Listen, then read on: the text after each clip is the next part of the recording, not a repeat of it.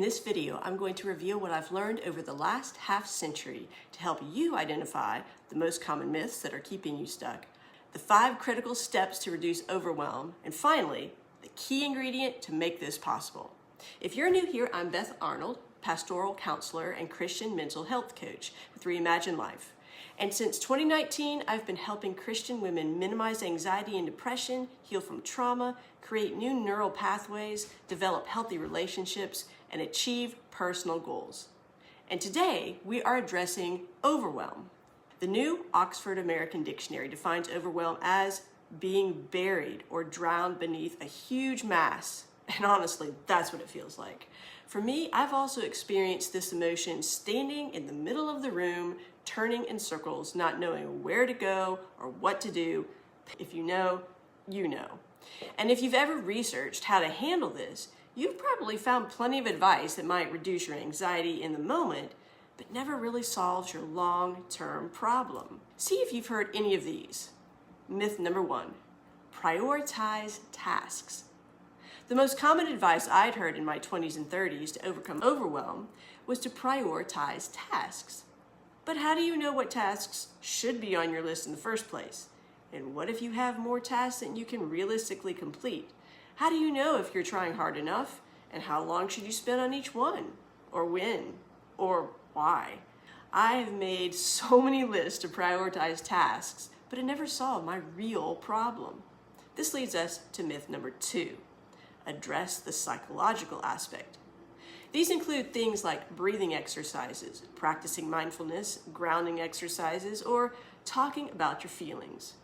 With the increased focus on mental health, I started hearing that one of the best ways to overcome overwhelm is to calm yourself down and get in touch with your feelings. Now, I definitely encourage clients to strengthen their capacity to handle strong emotions, but in my experience, overwhelm is way more complex than simple breathing or grounding exercises. Sure, go ahead and breathe, but when you stand in the middle of the room turning in circles, does breathing solve the root problem? If it does, fantastic. But in that case, I wouldn't have defined your problem as overwhelm, rather emotional regulation.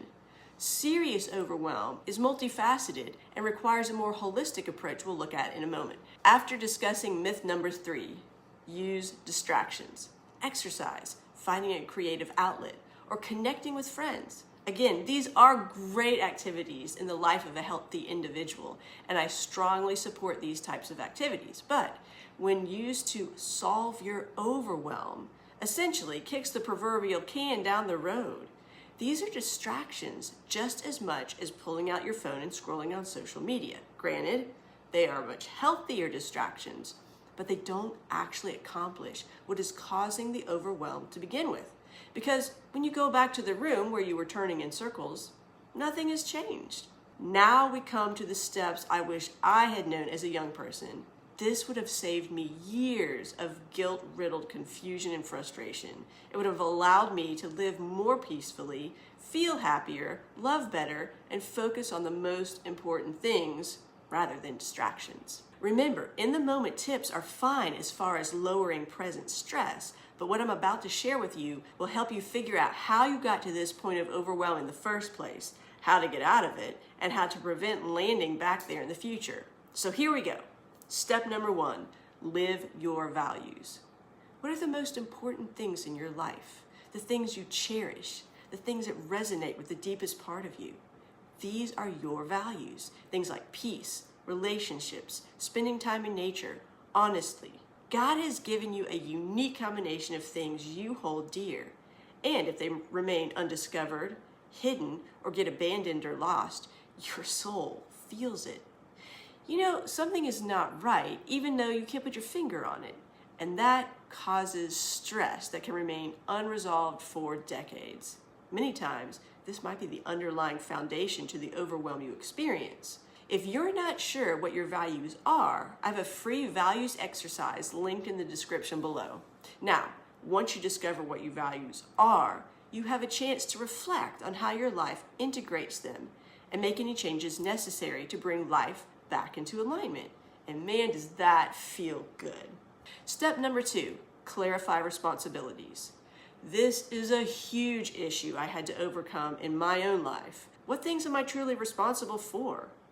Sometimes we take on other people's responsibility that just isn't ours. Do you resonate with any of these? Making sure another adult's or child's task gets done so we do it ourselves. Managing how other people perceive us or our loved ones. Taking action for another person when it's their place to act. Modifying our behavior to manage other people's emotions because we are afraid or not okay with their negative emotions. You may also experience other people forcing their responsibilities on you, like expecting your help when they habitually procrastinate, dumping their jobs on you because they are overwhelmed, telling you how you should feel, blaming you for making them angry or sad or aroused when that wasn't your intention. And no, that's not on you. And sometimes we take on responsibility for God. We may try to control another person's faith or relationship with God by pressuring them into doing things we wish they would do, like reading their Bible or going to church. Or being people we wish they would be, like making excuses for their unkind actions or words, or neglect, instead of letting the Holy Spirit do His saving work in their lives. So how do we know what we are responsible for? But the simplest way to explain this is to say we are responsible for ourselves. We need to learn to take ownership for our own lives. In their book, Boundaries, Cloud and Townsend highlight specific areas that apply to every individual. We are responsible for our feelings, our attitudes, our beliefs, our behaviors, our choices, our values, our thoughts, our energy and resources, our time, our tasks, which takes us directly to step 3, create healthy boundaries. Once you know what you are responsible for, you can put healthy boundaries in place to guard, protect, and take ownership for your own responsibilities. But in the circles I ran in, boundaries were so misunderstood. People with boundaries were considered selfish, mean, or downright sinful. But that is completely backward. It took me quite some time to understand the importance and goodness of boundaries. And again, I can't stress how much the Boundaries book helped correct my view. I'll link to it in the description below. Boundaries were created by God. He created boundaries between light and darkness, day and night, different seasons and years, land and sea, every type of living thing, man and woman, good and evil, and He called these boundaries good. Fish are not created to fly like birds. The moon is not created to shine like the sun. People in the body of Christ do not all have the same gifts. We need the differences God created. It's a beautiful thing. We need to respect and celebrate each other's healthy boundaries. They enable us to become the people God created us to be and fulfill the specific purpose for each of us. Even Jesus, when pressured by different people, knew this very important truth. He had come to do His Father's will and nothing else. Some examples of healthy boundaries include gracefully saying no to do something that isn't our responsibility, isn't aligned with our values, or wouldn't fit into our schedules. Limiting screen time. Being intentional about the amount of food we consume, being honest about our emotions, and working through issues, having a consistent bedtime and wake-up time. Taking ownership of our attitudes and triggers, removing ourselves from the presence of people who consistently demean, belittle, or criticize us. Helping our children learn to embrace boundaries. Now, there is one specific boundary that is crucial to living in our fast-paced world with any kind of success, which is why I've given its own respected place in our list. Step number 4, establish margin. Margin is so exciting to me because it is so biblical and so rewarding. This could be the one step that takes you from just surviving to thriving. In Scripture, we see God providing margin in the form of rest and renewal for His people every day, every week, every year, every 7 years, and every 50 years. God made us and knows that we require rest to defrag our brains and process events, repair the tissues in our bodies, and even rejuvenate ourselves. So He intentionally set aside that time for us. He is so good. God also taught the Israelites a very unique process to harvest their crops. He told them not to harvest to the edges or pick up anything that was dropped, but to leave those areas for people in need. which many times is us. But here is the tricky part. It requires a great deal of faith in God to live according to his plan. I've struggled with this off and on for decades. Do I trust God will provide for my needs if I stop working and rest? Do I trust God will provide if I don't glean to the edges? It doesn't seem to make any financial or time-based economic sense. My mind tells me I can't afford to slack off, that if I take time off, I will never be able to stay on top of things, or will get so far behind I'll never catch up, or that I'm being lazy if I rest. That's what Satan wants me to believe. God knows that proactively making space in our lives for rest and renewal will enable us to be more productive during our waking hours, more creative, more focused, with better clarity, and feel more capable and less overwhelmed, which makes us way more enjoyable to be around and allows us to love better. And the best part, respecting margin is a holy response. One resource that really helped underscore the benefit of establishing margin in my own life is this book, Margin, Restoring Emotional, Physical, Financial, and Time Reserves to Overloaded Lives. I'll also link to it in the description below. Now, by this point, you may be thinking, okay, this sounds good and all, but how do I actually go about fitting all these things together? Glad you asked, because that takes us to step number 5, implement systems. I love backpacking on the Appalachian Trail. It's simple, it's empowering, it allows me to gain perspective on what's really important. The only things you can take with you are on your back and in your heart, and you have to be very selective about the things you carry with you and the activities you engage in on the trail. I have a sleep system, a food system, and a water filtration system. I know where everything is in every pocket of my pack, and my hiking buddy and I have figured out a simple routine that we follow almost every time we pull into camp. A couple of years back, as we were hiking, I had a revelation. I love the systems we've come up with on the trail. It makes everything so simple and eliminates almost every decision I have to make so I can enjoy the experience and accomplish my goals. What if I made systems in my regular life? Would they work at home? Well, the answer was an unmistakable yes. 2 relatively new books that really helped me wrap my head around how to incorporate my values, responsibilities, boundaries, and margin into simple and easy to implement systems are Essentialism, The Disciplined Pursuit of Less, and Atomic Habits, Tiny Changes, Remarkable Results. I'll link both in the description below.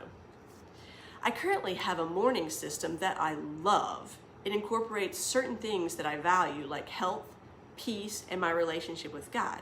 For instance, I think about dinner when I'm in the kitchen for breakfast, so I'm not scrambling when I get home in the evening trying to figure out what we're going to eat and have no meat defrosted. I also have some bigger projects that seem to get bumped to the back burner if I don't schedule time for them, like working in the garden and cleaning out my garage. When I check the weather, I can decide which of these tasks I'll be focusing on this morning, and even if I can only spend 2 minutes, it keeps the task on my radar and helps me build the habit. Small changes add up to big results. In a nutshell, building systems into my life enables me to choose how, when, and why I'm going to spend the hours in my day. I get to take breaks and not feel guilty because they are built into the rhythm of my day. Life doesn't just happen by chance anymore. There is way more purpose and way less overwhelm. There's so much more we could talk about on all these different steps, so leave me a note in the comments if you'd like to see a deeper dive on any of them. So, earlier in the video, I said I was going to share the key ingredient that makes the previous steps sing together. It's not discipline, it's not willpower, it's not motivation or trying harder. Remember I told you that my friend and I are hiking the Appalachian Trail? Well, if you've ever done any kind of backcountry hiking, you know it can be pretty rough. There's dirt and bugs and rain and mud and sweat and pain and huge mountains and trail food and no showers for days. So why do we go out year after year? Because it's fun. We have great conversation, we meet lots of interesting people, we get to see parts of the world we'd never see if we stayed home. We get to experience the beauty of God's creation up close and personal, We challenge ourselves, and by the grace of God, we prove to ourselves that we can do it one step at a time. And that feels really, really good. Mary Poppins tells us a spoonful of sugar helps the medicine go down. Julie Andrews says a few of our favorite things will help us not feel so bad. Fly Lady teaches if you make it fun, you get the job done. And Scripture explains a joyful heart is good medicine. And that's exactly the biggest tip I've learned over the last half century to overcome overwhelm. Have fun. So now the question is, how? Let me give you 2 concrete ways to do this. Number 1, reframe with joy. One of the best ways I've found to help me change my perspective about something I'm not crazy about is reframing how I see the thing. My words can drastically change how I think about it. For example, if I say, I have to wash the dishes, I immediately feel, ugh, this is a chore. But if I say, I get to make my kitchen sparkle, my brain is like, oh yeah, I really like having a sparkling kitchen, I'm in. A few ways to reframe our 5 critical steps with joy could go something like this. Quests. I'm on a quest to discover my values and bring them into my life. Challenges. Hey, it's been great talking to you, but I gotta run. I'm on a 30-day challenge to go to bed at 10 p.m., so I need to get everything prepped for tomorrow before lights out. Adventures. I'm embarking on an adventure to incorporate into my life the things I find important. I want to live with peace and purpose. And number 2, make it more fun. The second best way I found to overcome overwhelm is to make tasks more fun. Put on some peppy music, your favorite podcast, or an audiobook while you're cleaning the dishes. Trade help with friends. Work in the same room with someone on separate tasks. Exercise with others. Race timers. 15 minutes and you get to stop. Use stickers, make it colorful. Build in small, easy, simple rewards. Well, there you go. Those are the 5 critical steps to overcome overwhelm with a generous portion of joy sprinkled over the top. If you found this content helpful, please like and subscribe. And until next time, remember, God wants to transform your life, but only you have the power to change your story.